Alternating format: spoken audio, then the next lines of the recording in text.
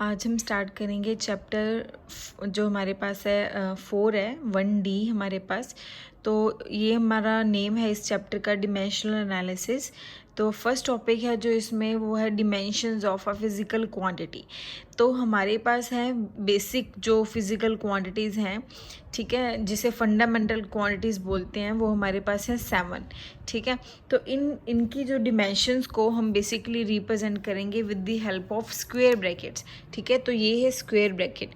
तो जैसे हमारे पास है, मान लो लेंथ है, तो लेंथ को रिप्रेजेंट करेंगे with the square bracket and centre में इसके लिखेंगे इसका सिंबल L।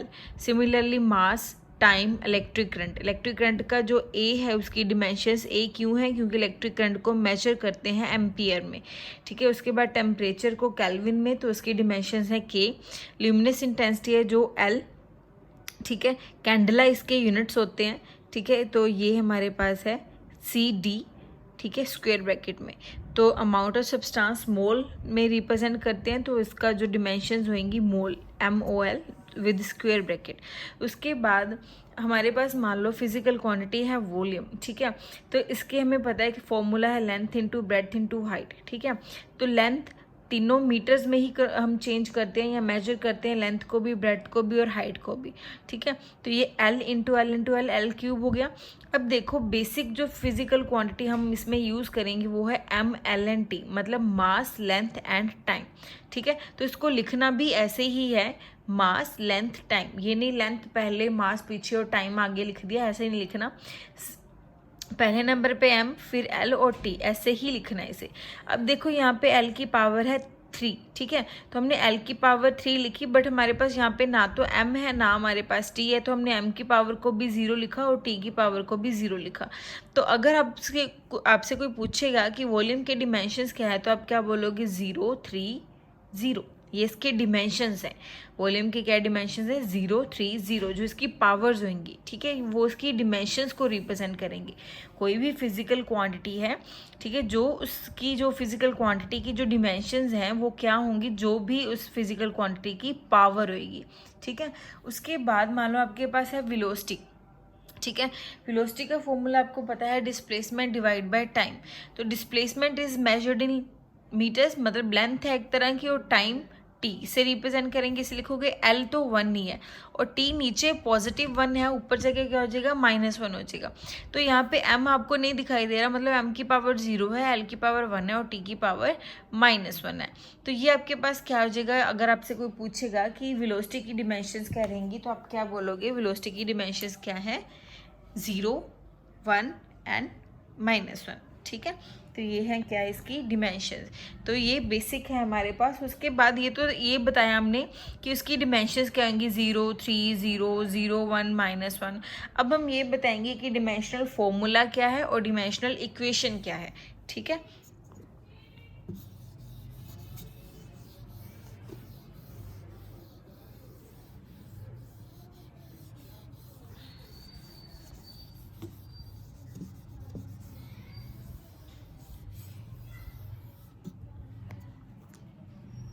ठीक है, अब हम करेंगे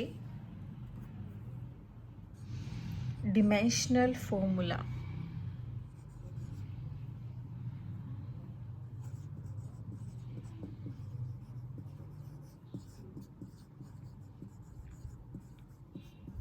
ठीक है, तो डिमेंशनल फॉर्मूला क्या है? जैसे देखो कि अगर हम लिख रहे हैं, जैसे मैंने आपको बताया कि वेलोसिटी है, ठीक है, वेलोसिटी को लिखा हमने, velocity is equal to m0 L1 T -1, ठीक है, ऐसे लिखा। तो मतलब ये क्या है? डिमेंशनल फॉर्मूला है किसका? वेलोसिटी का, ठीक है। तो इससे हमें क्या पता चल रहा है? अच्छा, इसको लिखना ऐसे है हमेशा, m0 L1 T -1 और विद स्क्वायर ब्रैकेट्स। तो ये क्या है? डिमेंशनल फॉर्मूला ऑफ वेलोसिटी, ठीक है। तो यहाँ से हमें क्या पता चल रहा है कि जो वेलोसिटी है वो लेंथ पे और टाइम पे डिपेंड कर रही है, बट वो मास पे डिपेंड नहीं कर रही, ठीक है। तो ये किस किस पे डिपेंड कर रही है? लेंथ पे और टाइम पे, बट ये मास पे डिपेंड नहीं कर रही। ये है इसका डिमेंशनल फॉर्मूला। जब लिखोगे velocity equal to in square bracket m0 l1 and t -1। ठीक है, इसके बाद हमारे पास क्या आ जाएगा कि देखो, अगर हमने लिखना है डिमेंशनल इक्वेशन, नेक्स्ट क्या है हमारे पास, डिमेंशनल इक्वेशन, वो था फॉर्मूला, जैसे velocity is equal to this लिखा तो ये डिमेंशनल फॉर्मूला हो गया। इक्वेशन कैसे लिखोगे कि जैसे वेलोसिटी है, अगर वेलोसिटी को आप ऐसे रिप्रेजेंट करोगे और उसे लिखोगे m0 l1 t -1, तो ये आपके पास हो जाएगी डिमेंशनल इक्वेशन। वहाँ पे हमने लिखा था velocity is equal to m0 l1 t -1। ठीक है, तो वो थी आपके पास क्या, डिमेंशनल फॉर्मूला। अगर आप लिखना चाहते हो डिमेंशनल इक्वेशन तो आप क्या लिखोगे, ठीक है, यहाँ पे इस वाली साइड पे v लिखोगे, उसे भी स्क्वायर ब्रैकेट में लिखोगे, इक्वल टू लिखोगे m0 l0 t -1। तो ये आपके पास क्या है, dimensional formula and dimensional equation.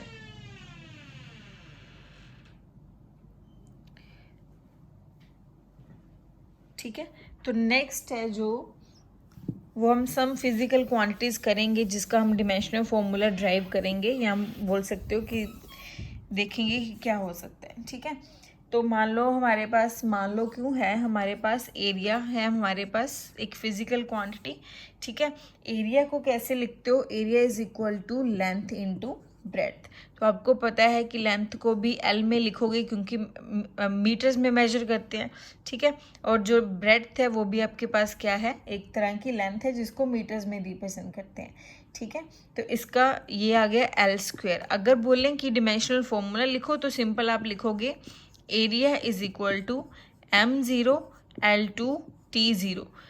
m0 t0 इसलिए लिखा क्योंकि ये m पे भी नहीं डिपेंड कर रहा और t पे भी नहीं डिपेंड कर रहा, बट आपको लिखना है ऐसे ही लिखना है। ठीक है, उसके बाद अगर पूछे डिमेंशनल इक्वेशन लिखो तो आप क्या लिख सकते हो, एरिया, तो एरिया को लिखो ऐसे। ठीक है, साथ में m0 l2 t0। ठीक है, तो ये आपके पास आ गई। अच्छा, उसके बाद वॉल्यूम हमने कर लिया, उसके बाद डेंसिटी है। मान लो आपके पास डेंसिटी इज इक्वल टू, आपके पास क्या होता है, density mass divide by volume. ठीक है, तो मास को तो m से ही रिप्रेजेंट करोगे, वॉल्यूम के आपको जो यूनिट्स हैं पता है, या डिमेंशनल फॉर्मूला भी पता है, वो क्या था, l क्यूब। तो ये क्या आ जाएगा, m as it is l की पावर -3 आ जाएगी। ठीक है, ये है उसका डिमेंशंस होगी उसकी। अगर फॉर्मूला लिखोगे डिमेंशनल फॉर्मूला तो ये है आपके पास density is equal to m1 l -3 t0। तो ये आ गया। ठीक है, विद इन स्क्वायर ब्रैकेट, यहाँ पे भी स्क्वायर ब्रैकेट्स। ठीक है, अच्छा, तो ये थी कुछ फिजिकल क्वांटिटीज। इसके बाद और भी हैं हमारे पास, जैसे मान लो एक्सेलेरेशन है। ठीक है, तो एक्सेलेरेशन किसके इक्वल है, acceleration is equal to velocity divide by time. Velocity के यूनिट्स आपने अभी निकाले, क्या थे हमारे पास, m0 l1 t -1, यही था उसका डिमेंशनल फॉर्मूला। यहाँ पे टाइम है एक और। ठीक है, तो क्या हो जाएगा, ये m0 है, l1 है और t ये 1 है, ऊपर जाके फिर माइनस हो जाएगा तो t -2। तो ये क्या आ जाएगा आपके पास, एक्सेलेरेशन का डिमेंशनल फॉर्मूला। ठीक है, तो ऐसे और भी हमारे पास हैं, जैसे जैसे इंट्रोड्यूस आते जाएंगे वैसे वैसे हम इंट्रोड्यूस करते जाएंगे। ठीक है, तो ये थे हमारे पास। अच्छा, उसके बाद हम करेंगे 4 टाइप्स ऑफ क्वांटिटीज़। ठीक है, उसके बाद हम करेंगे कौन कौन सी क्वांटिटीज़ हैं हमारे पास। नेक्स्ट है हमारे पास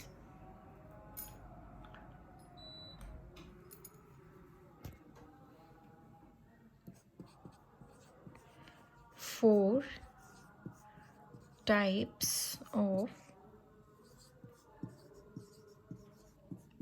quantities।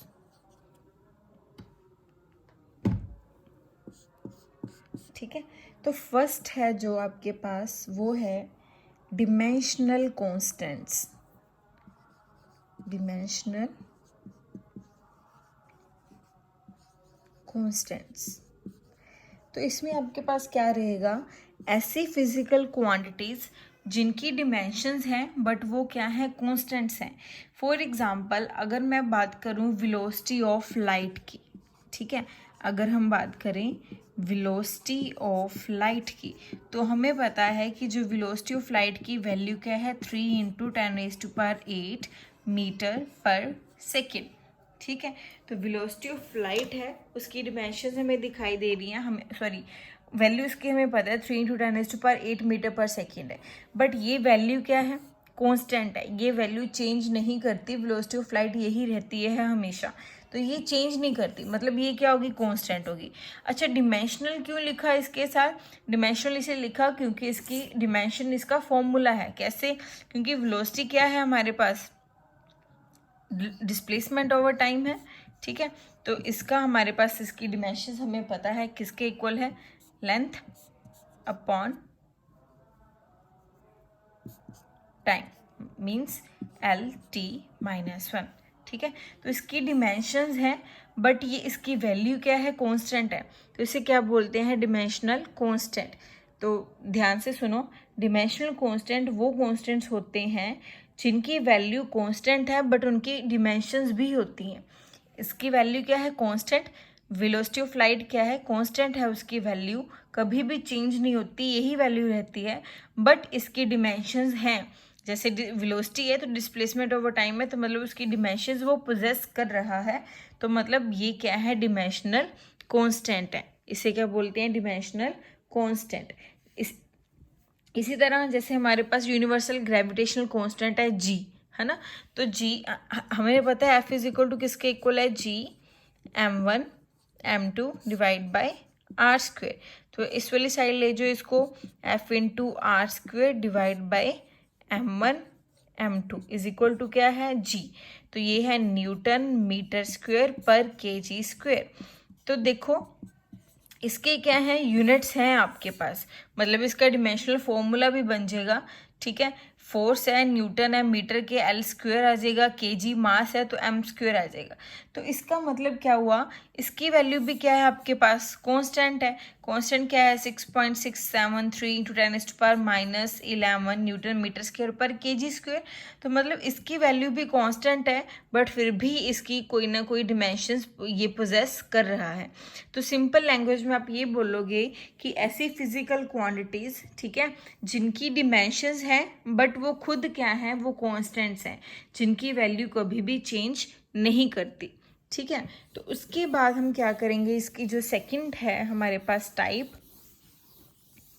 वो है हमारे पास डिमेंशनल वेरिएबल्स। जो सेकंड टाइप है वो है डिमेंशनल वेरिएबल्स, ठीक है। तो जैसे मान लो आपके पास एरिया है, अभी हमने निकाला, एरिया क्या है, लेंथ इंटू ब्रेड्थ, मीन्स आपके पास क्या आएगा, L × L, मतलब L² आ गया।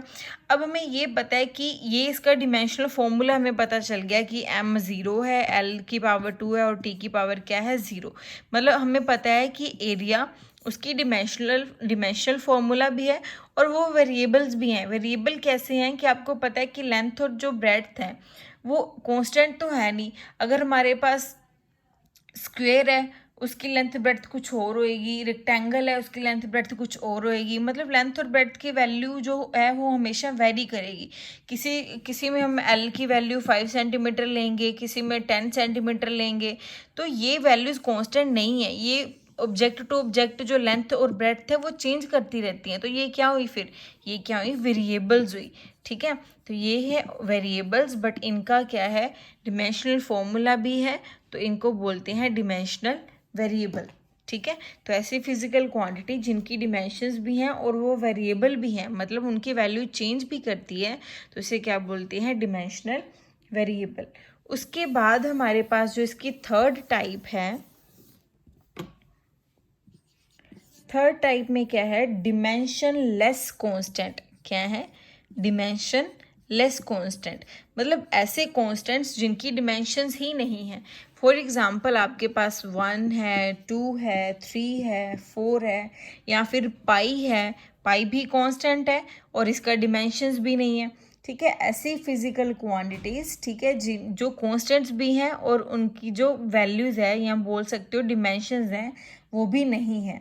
जैसे 1 है, 1 की कोई डिमेंशन नहीं है, 2 है, इसकी कोई डिमेंशन नहीं है क्योंकि इनके फॉर्मूलाज ही नहीं है। ठीक है, तो ये है डिमेंशनलेस कॉन्स्टेंट्स।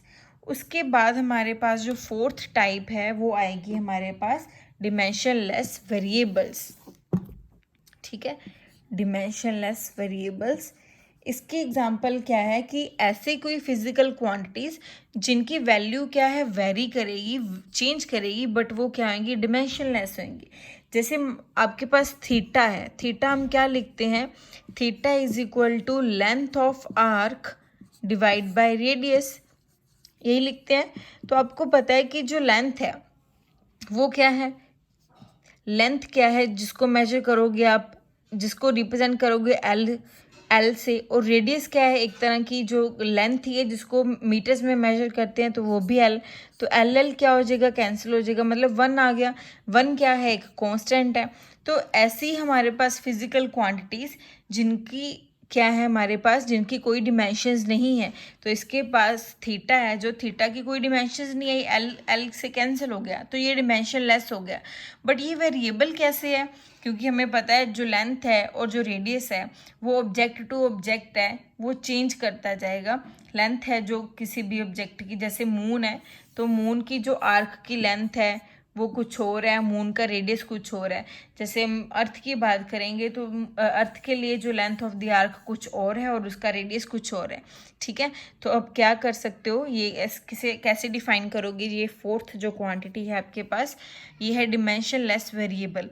मीन्स ऐसे वेरिएबल्स जिनकी वैल्यू तो वेरी करती है ऑब्जेक्ट टू ऑब्जेक्ट, बट वो क्या है, वो डिमेंशनलेस हैं, उनकी कोई भी डिमेंशंस नहीं है।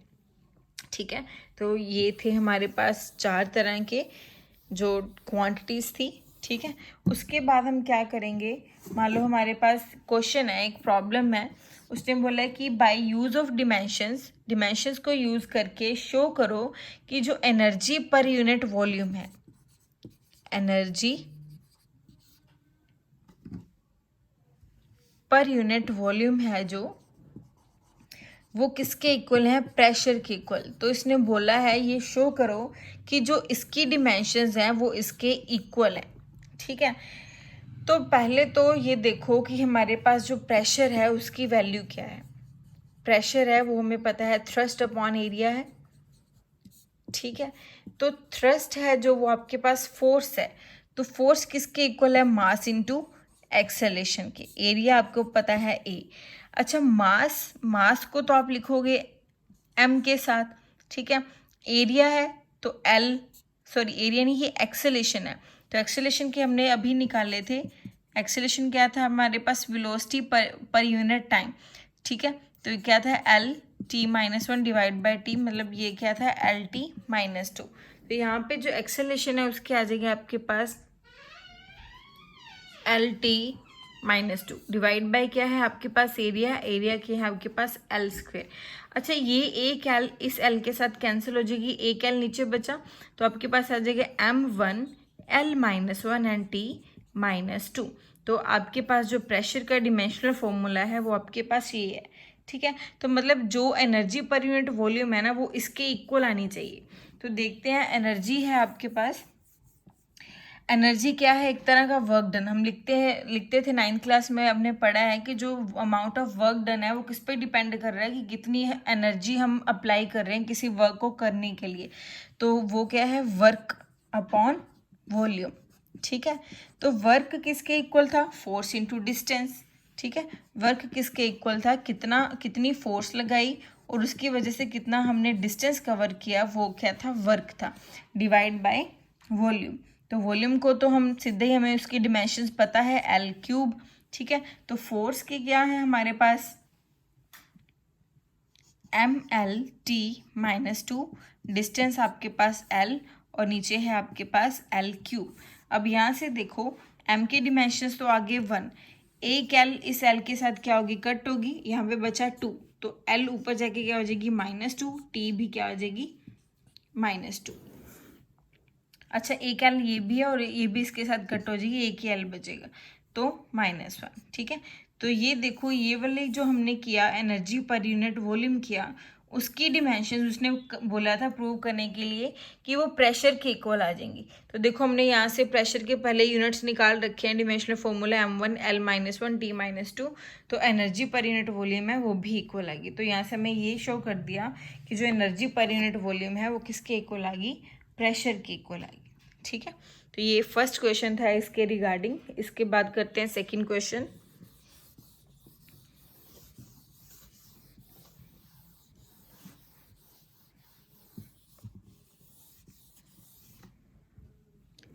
तो सेकंड क्वेश्चन में क्या है, उसने बोला show that angular momentum has the units of या has the dimensions of Planck's constant. Angular momentum क्या है, देखो एंगुलर मोमेंटम है जो वो हमारी किसके इक्वल होती है, मोमेंटम जो सिंपल वाली हमारी मोमेंटम है p वाली इनटू डिस्टेंस। ठीक है, तो जो मोमेंटम है उसका फॉर्मूला क्या है, p, जैसे हम लिखते थे p is equal to m into v। ठीक है, तो इसकी डिमेंशंस क्या बन जाएगी, देखो यहाँ पे लिखते हैं, यहाँ पे है मोमेंटम, मोमेंटम का फॉर्मूला है हमारे पास m इंटू वी, डिस्टेंस का फॉर्मूला है हमारे पास पता है डिस्टेंस l है, तो इसको सीधा ही लिख लो l। तो m हमारे पास रहेगा as it is, m capital हो जाएगा क्योंकि हम डिमेंशंस लिख रहे हैं, तो वेलोसिटी होएगा हमारे पास LT-1। ठीक है, और एक यहाँ पे हमारे पास l, तो यहाँ पे देखो क्या आ जाएगा, m तो एज इट इज़ है 1, l स्क्वायर हो जाएगा और T-1। ठीक है, तो ये आपके पास क्या आ जाएगा, ये आ गया एंगुलर मोमेंटम का फॉर्मूला। तो उसने बोला है कि ये प्रूव करो कि किसके इक्वल आएगा, प्लैंक्स कांस्टेंट के। तो यहाँ पे प्लैंक्स कांस्टेंट है जो वो आपको अभी ये फिजिकल क्वांटिटी याद करनी पड़ेगी। देखो वो किसके इक्वल है, h is Planck constant is equal to E by nu. E आपके पास क्या है, एनर्जी, एनर्जी क्या है, अभी हमने किया फोर्स इनटू डिस्प्लेसमेंट। ठीक है, ये डिस्टेंस, तो उसका फॉर्मूला हमारे पास है, देखो वर्क है, वर्क डिवाइड बाय न्यू। ठीक है, तो देखो वर्क आपके पास क्या रहेगा, force into displacement divide bye new क्या है, मतलब फ्रीक्वेंसी है, फ्रीक्वेंसी किसके ऑपोजिट है, टाइम के, तो आप इसको 1/t भी लिख सकते हो। ठीक है, तो देखो क्या आ जाएगा, फोर्स के तो यूनिट आ गया आपके पास, फोर्स इज इक्वल है मास इनटू एक्सेलरेशन, डिस्प्लेसमेंट है आपके पास सीधा L डिवाइड बाई, यहाँ पे 1/t है तो यहाँ पे आप लिख सकते हो T-1। ठीक है, तो मास m, acceleration LT-2 into L divide by T-1। ठीक है, तो ये क्या आ गया आपके पास, m L स्क्वेयर T-2, नीचे क्या है T-1, ये -1 है जो ऊपर जाके क्या हो जाएगा +1, तो आपके पास क्या आ जाएगा ml स्क्वेयर T-1। तो ये डिमेंशनल फॉर्मूला जो हमने यहाँ पे ड्राइव किया, तो देखो ये एंगुलर मोमेंटम के इक्वल है। तो एंगुलर मोमेंटम का फॉर्मूला मोमेंटम इनटू डिस्प्लेसमेंट या डिस्टेंस। तो मोमेंटम सिंपल p है, p यहाँ पे मैं लिख देती हूँ साइड पे, p is equal to m into V के इक्वल है। तो momentum m into V, m लिख दिया ऐसे ही, v LT-1, तो ये आ गया। उसके बाद प्लैंक्स कांस्टेंट है E बाई न्यू, E आपको पता है वर्क डन के equal, divide by new, force into displacement, new है हमारे पास फ्रीक्वेंसी, तो फ्रीक्वेंसी किसका डिमेंशन है, किसका ऑपोजिट है, टाइम का, तो उसे 1/t लिखा। तो यहाँ से हमारा देखो दोनों का डिमेंशनल फॉर्मूला क्या आ गया, सेम आ गया। ठीक है, तो इसके बाद हम करेंगे, नेक्स्ट टॉपिक है conversion of one system of units into another system. मतलब जैसे हमें ऐसे सिस्टम दे रखा होगा तो हमें उसे किसी और सिस्टम में, जैसे CGS यूनिट है उसमें चेंज करना होगा, तो वो अभी हम करेंगे। ठीक है,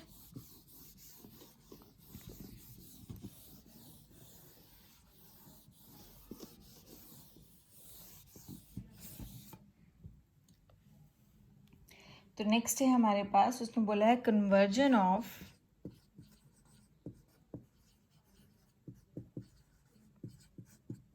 one system of units into another।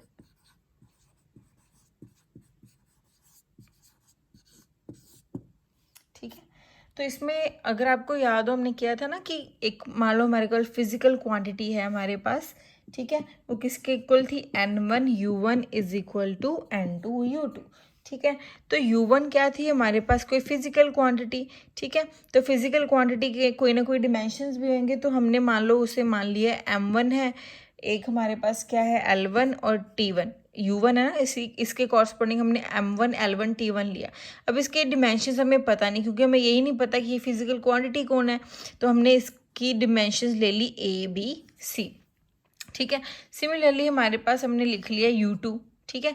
तो U2 है तो इसके कॉरस्पॉन्डिंग हमने लिख लिया यहाँ पे क्या है M2 L2 और T2, बट हमें इसकी भी फिजिकल क्वांटिटी की डिमेंशंस नहीं पता, क्योंकि हमें नहीं पता कि ये फिजिकल क्वांटिटी कौन सी है, तो इस पर भी हमने A B और C एज्यूम कर लिया। फिर हमने सिंपली क्या किया, देखो यहाँ से हम क्या करेंगे, यहाँ से मान लो आपने N2 की वैल्यू निकाल ली, ठीक है। यहाँ सिंपल ये बोलो कि N2 को क्या कर दिया, N1 से डिवाइड किया, ठीक है। Simple N1U1 is equal to N2U2 है आपके पास। यहाँ से अगर N2 की वैल्यू निकाल लें तो आपके पास N1 ऐसे रहेगा, U1 डिवाइड बाय क्या हो जाएगा, U2 is equal to N2। तो यहाँ पे देखो U1 की जगह पे आप क्या लिखोगे, M1 की पावर A, ठीक है, L1 की पावर A और T1 की पावर A, सॉरी A नहीं, सॉरी A और T1 की पावर C। सिमिलरली U2 है M2A L2B T2C is equal to N2, ठीक है। अभी देखो यहाँ तक हमने कुछ नहीं किया, हमारे पास Q है, ये हमें पता है कि हमने क्या रहा था कि वो हमारे पास कोई फिजिकल क्वांटिटी है, ठीक है। तो N1U1 is equal to N2U2, तो U1 हमारे पास कोई फिजिकल क्वांटिटी है जिसके हमें डिमेंशंस नहीं पता, तो उसको हमने U1 के कॉरस्पॉन्डिंग लिख लिया M1 L1 एंड T1। तो उसकी पावर्स अभी नहीं पता क्योंकि हमें फिजिकल क्वांटिटी नहीं पता कौन सी है, तो हमने लिख लिया A B और C। सिमिलरली फॉर U2, तो हमें ये पता है कि ये दोनों आपस में क्या है, इक्वल है। हमने यहाँ से N2 की वैल्यू निकाल ली, N1 रहा एज इट इज़ और U1 की ऊपर वैल्यू पुट कर दी और U2 की नीचे वैल्यू पुट कर दी। अब देखो इनके बेस क्या हैं दोनों के, इसका M1 और M2 का बेस सेम है, L1 और L2 का, T1 और T2 का बेस सेम है, तो इसको हम लिख लेंगे N1, ठीक है, M1 over M2 power A, L1 divide by L2 power B, T1 divide by T2 power C, ठीक है। तो ये किसके इक्वल आ जाएगी, सारी किसके इक्वल आ जाएगी, N2 के। तो बेसिकली ये फॉर्मूला आप यूज़ करोगे अगर आपको ये बोला होगा कि एक सिस्टम ऑफ यूनिट को दूसरे सिस्टम ऑफ यूनिट में चेंज करना है। तो बेसिकली हम इसे अप्लाई करके देखते हैं, फिर हमें पता चलेगा, ठीक है। देखो हमने फॉर्मूला ड्राइव किया, N2 is equal to N1, M1 divide by M2 power है हमारे पास A, L1 divide by L2 power हमारे पास B, T1 divide by T2 power हमारे पास C, ठीक है। तो यहाँ पे हमें अगर N1 पता है, M1 M2 L2 सब कुछ पता है, तो हम N2 निकाल सकते हैं, ठीक है। तो अब हम एक एग्जांपल करते हैं, उसने बोला है कन्वर्ट करो 1 न्यूटन को डाइन में चेंज करना है। तो न्यूटन क्या है आपके पास, ऐसे ही सिस्टम ऑफ यूनिट है, तो आपको इसको किस में चेंज करना है, CGS में, मीन्स किस में करना है आपको, डाइन में, ठीक है। तो आपको पता है कि जो न्यूटन है वो किसके यूनिट है, फोर्स के यूनिट है, तो मतलब F आपको पता है किसके इक्वल है, mass into acceleration, that means M1 L1 T minus 2। तो ये क्या हो गया, इसका फॉर्मूला हो गया, डिमेंशनल फॉर्मूला। न्यूटन है, न्यूटन आपको पता है फोर्स के यूनिट है, तो फोर्स किसके बराबर है, मास इनटू एक्सेलरेशन के। तो यहाँ पे आपको फॉर्मूला पता चल गया। अब देखो कि फर्स्ट जो फिजिकल क्वांटिटी है ये आपको U1 पता चल गया, बेसिकली F पता चल गया, और A की जगह पे आपको आपका क्या आ गया 1, B की जगह क्या आपके पास आ गया 1, और C की जगह पे आपके पास आ गया -2। यहाँ पे क्या था, A B और C ना, A की जगह पे 1, B की जगह पे 1 और C की जगह पे -2, ठीक है। तो हमें इसको चेंज किस में करना है, हमको इसको CGS में चेंज करना है। तो हमें पता है बेसिकली, देखो हमारे पास ये फॉर्मूला है, ठीक है। M1 में मास है तो मतलब SI यूनिट किसके क्या होंगे, kg होंगे, ठीक है। L1 क्या आएंगे, मीटर होंगे, T1 क्या आएंगे, सेकेंड होंगे।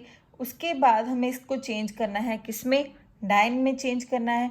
तो देखो हम कैसे कर रहे हैं, इस फॉर्मूला में सब कुछ पुट करेंगे। देखो साथ साथ N2 एज इट इज़, क्योंकि ये हमने निकालना है। N1 आपको पता है क्या, 1 न्यूटन, क्योंकि उसने बोला है 1 न्यूटन को CGS में चेंज करना है, तो मतलब आपको N1 क्या दे रखा है, 1। तो N1 की जगह पे 1 पुट कर दो। M1 क्या है, फर्स्ट सिस्टम ऑफ यूनिट का मास, मतलब न्यूटन अगर ऐसा ही है तो मास ऐसे ही वाला लेंगे हम, मतलब 1 kg। तो M2 क्या है, दूसरा सिस्टम ऑफ यूनिट N2 वाला, वो हमें किस में चेंज करना है, CGS में। तो आपको पता है CGS में क्या आएगा, ग्राम। अच्छा ए हमने निकाल लिया, पावर है उसकी 1। सिमिलरली L1 है आपके पास SI में मीटर और CGS में क्या है, सेंटीमीटर। पावर इसकी है B, मतलब 1। T1 क्या है, सेकेंड, और ये भी हमारे पास सेकेंड। पावर इसकी कितनी है, -2। तो यहाँ से यहाँ तक देखो, उसके बाद हम फर्दर करते हैं। तो इसमें हमारे पास देखो 1 kg है और नीचे है 1 ग्राम, ठीक है। तो इसको चेंज हमने किस में करना है, CGS में करना है। तो ये सारे जो ऐसे सिस्टम वाले होंगे ना, इसको हम किस में करेंगे, CGS में। तो 1 kg में 1000 ग्राम्स है, तो यहाँ पे लिखो 10⁻³ ग्राम डिवाइड बाय G, साथ में उसकी पावर है 1। सिमिलरली 1 मीटर में 100 सेंटीमीटर है, तो उसे लिखेगा 10⁻² centimetre divide by 1 centimetre power 1। तो ये तो सिंपल 1 से 1 सेकेंड कैंसिल ही होगा। तो 1 की पावर क्या आ गया आपके पास, -2। तो 1 की पावर -2, वो सेम 1 का 1 ही रहेगा।